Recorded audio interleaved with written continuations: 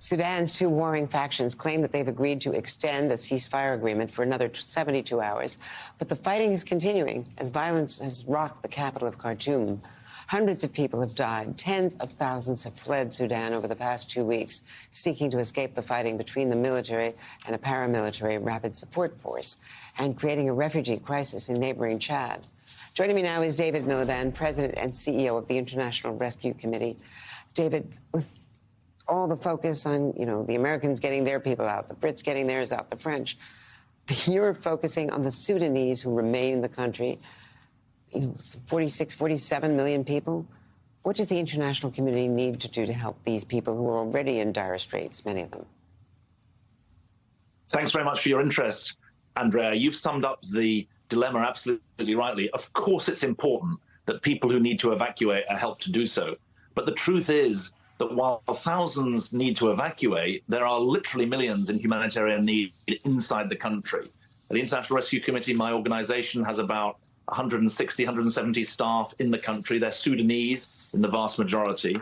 We've managed to continue our services outside the capital. You're right that the fighting has been concentrated in the capital, Khartoum. There's continued concern that the ceasefire is being broken. But we've got to capitalize on the extra 72 hours of ceasefire that have been announced to put in place the services that are desperately needed. Because just remember, even before this latest outbreak of fighting, there were 15 million people in Sudan in humanitarian need, and the UN appeal was only 15% funded. So our call today is not just to help those who need to leave to do so, it's to refocus on those who are bound to be staying and make sure that they're first of all not caught up in the fighting, but secondly, that they get the aid they need.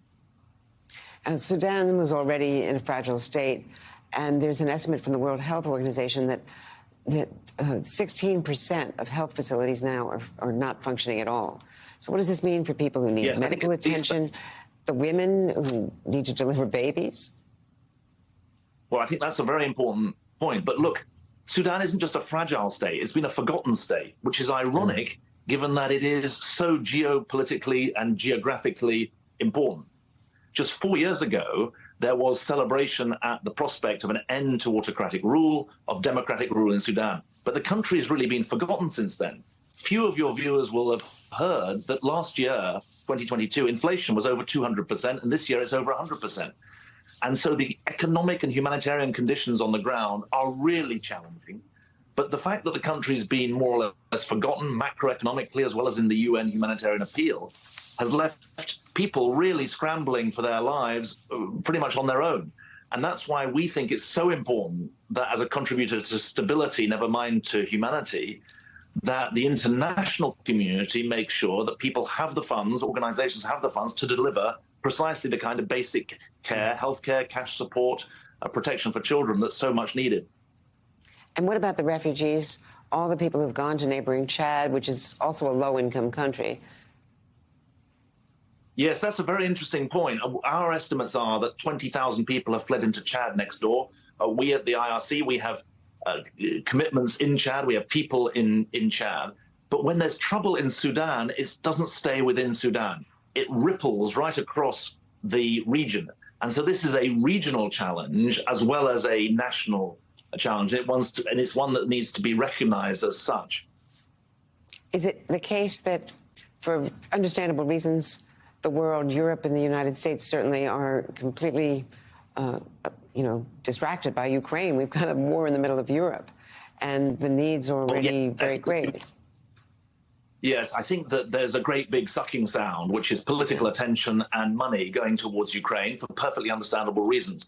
But we can't afford to ignore these other crises, because the truth is they will multiply. And you will know well that there's geopolitics in Sudan as well. There are Russian support groups there. There are Egyptian and Emirati interests there. So this is a wider challenge than simply a national one. And I think it's very, very important that Western countries that want support on Ukraine for their positions recognize that around the world there are countries saying, well, what about us? And we in the Western world have got to understand that we have to be able to walk and chew gum at the same time. We have to be able to engage on the Ukraine front, We deliver humanitarian aid in Ukraine as well. But we mustn't forget these other crises because they are relevant on a humanitarian level, but also on a political level. David Miliband, as always, you and the IRC are doing such great work. Thank you. Thank you for this urgent appeal. Thank you so much.